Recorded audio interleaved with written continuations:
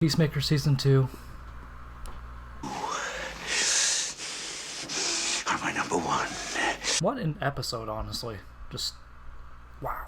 So we start off the episode with something that we've been hearing about all season, but never actually seen till now. And that's the night on the boat that Chris and Amelia keep on bringing up. And I've just kind of assumed the whole time that, they went on a date, and then... Nah, turns out they went on a pretty nice date, actually. Big Belly Burger. Had some food there, had some shots, and shout out to the Flash, shout out to the Arrowverse for introducing me to Big Belly Burger. Thank you. And after that, they see a band and a boat. And I gotta say, that intro might be better than the first. Don't crucify me. It's funnier. I think it's got a better song, too. I feel like I've listened to the second song more than the first one. But that's not the only thing they take from the intro. But we kick off the episode for real with Chris sitting in prison and guard coming up to him telling him, hey, you got visitors. Shows him the names, and the names are, who else but his old pals, the 11th Street Kids. And he just says, nah, I don't want to see them. Why does he not want to see them? Because everywhere he goes, death follows. But we cut back to Argus after that point, and they have a team of people searching through the other dimension's doors to find inhabitable dimension to see where we can put other people. Props to James Gunn, props to DC. They got really creative with how they showed these other Earths. One looks like a combination of like Candyland combined with Oz from Wizard of Oz. And another one we just see like these bunch of little gremlin like creatures that are called imps. Or this is my first time seeing these things called imps. Apparently they exist in DC. I've never heard of them before, but cool. I'd like to learn new stuff about comics. And is it me, or do they look like gremlins combined with Labubu's? Maybe just me. The ad goes to Adrian, and she's like, hey, dude, you are surrounded by money. Why don't we use this to actually get Chris a lawyer and get him out of jail? And Adrian, the lovable dumbass that he is, it's like, nah, let's just break him out of jail. Let's cause more havoc. Why not? And side note, yeah, he's eating Gushers and playing the Switch. My man. Gushers are the best. But she does something genius. She outsmarts him. She uses his own insanity against him and says, alright, well, I guess I just know Chris better than you do.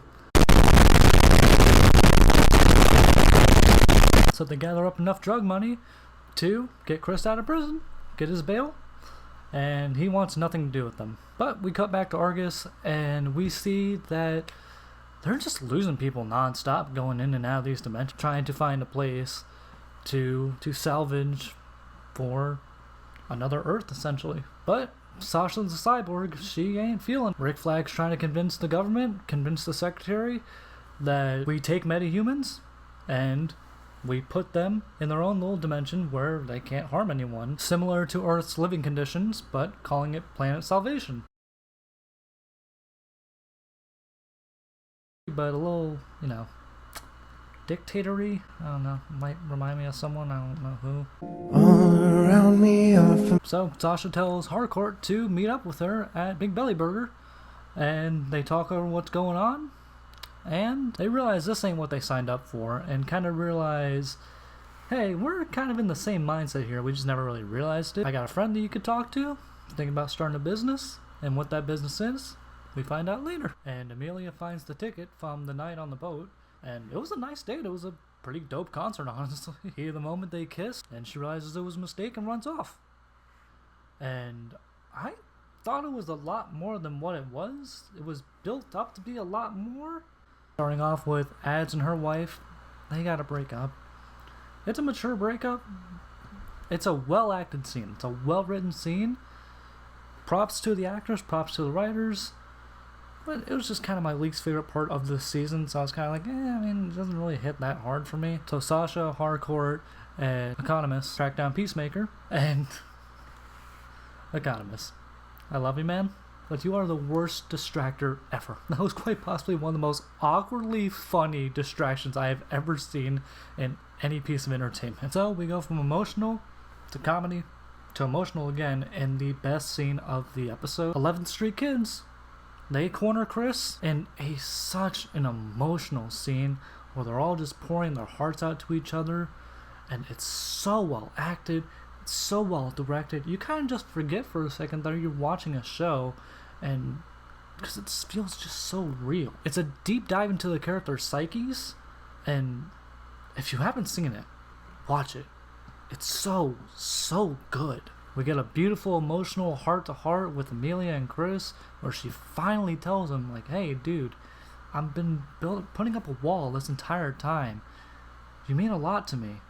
And just like any victory, my man celebrates. So to end the episode, we see that Chris and Amelia go to a concert of Foxy Shazam on another boat, incorporating the theme song into the actual episode just like they did with season 1.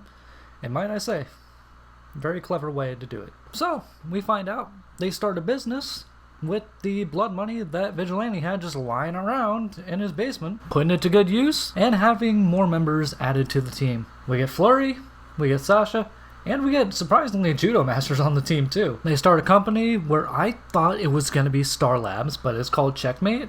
I did the research after, and apparently it's kind of like a more stable Suicide Squad. Very curious to see where they go with that, because I'm going to be honest, before the episode itself, Checkmate, never heard of them. So you think we're going to get the happy ending. No. As soon as Chris is about to go into his motel, Argus kidnaps him, and Rick Flag throws him into the Salvation dimension and says, hey, this is for my kid. Sweet revenge. And closes the door on him, and all we see is just a grassy landscape and just an animal noise coming from the background. And then the episode cuts off from there. James Gunn said there's not going to be a season 3, so where does this go from here? But he also said that it will tie directly into Man of Tomorrow, which is going to be the Superman sequel. And at first, I couldn't really see it. I was kind of like, alright, well, how can you do that with a Superman sequel? Like, what does this set up? Because there was no Superman in this, there was no Lex in this. But I think I figured it out. Rick Flag wants to treat the Salvation Dimension as basically a segregation for metahumans, so probably going to throw them in there, have them be segregated on their own. We either get villains, or we get heroes, and we either get team-ups of them, or team-ups of villains, trying to get rid of Superman. This could also be a great chance for lesser-known obscure characters to make an appearance in the DCU, which they've kind of been really thriving on. Yeah, we get the hard hitters, like Superman, but also we start off with Creature Commando. In this show alone, in Peacemaker, I had no clue who some of these people were, if any at all. Same thing with the Suicide Squad. How many people knew who King Shark was besides like the devoted fans who watched the Flash show? Look at the Guardian trilogy. And you can't tell me you knew who the Guardians were, because I know no one knew who the Guardians of the Galaxy were before those movies took place. Because some of these people, I went from not caring about it at all or not even knowing who they were to being some of my favorite characters in DC Comics. Yeah, we aren't getting a season 3, which, you know, sucks, but all good things gotta come to an end. And James Gunn seems to specialize in this, of taking obscure, unknown characters and making them mainstream, making them great. Building them up with great writing, great actors, and great stories all around them. Along with great music choices. He introduced me to some new catchy songs, honestly. If it weren't for this show, and if it weren't for Guardians of the Galaxy, I don't think I would have known some of this great music. And James Gunn did say that some of these characters are going to be coming back in the DCU, which is awesome. If I'm grading this show, I'm giving it a solid A.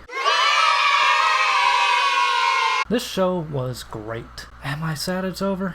Yeah, but I'm really hoping we get more of these characters in the DCU. Had amazing music, had some insanely funny moments, and had some characters you could get invested in. I thought Peacemaker Season 2 was great. What did you think about it? Stay safe, stay sexy.